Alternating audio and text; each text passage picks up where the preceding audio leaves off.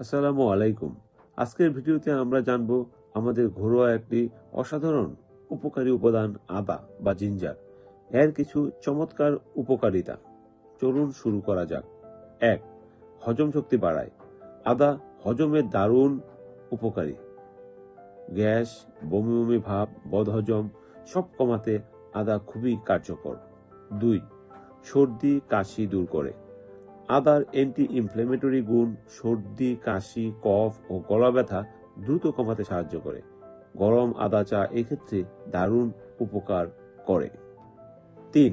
প্রদাহ কমায়। শরীরে যে কোনো প্রদাহ বা ব্যথা, যেমন জয়েন্টের ব্যথা কমাতে আদা খুবই কার্যকরী ভূমিকা পালন করে। রোগ প্রতিরোধ ক্ষমতা বাড়ায়। আদায় রয়েছে অ্যান্টিঅক্সিডেন্ট বা ইমিউন সিস্টেমকে শক্তিশালী করে। নিয়মিত আদা খেলে রোগ সংক্রান্ত ঝুঁকি কমাতে পারে। 5. রক্তচাপ নিয়ন্ত্রণে সাহায্য করে।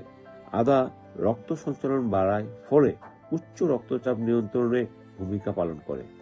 6. ওজন কমাতে সাহায্য করে। আদা শরীরে মেটাবলিজম বাড়ায়, চর্বি পোড়ানোর প্রক্রিয়া দ্রুত করে, ফলে ওজন কমাতে দারুণ সহায়ক।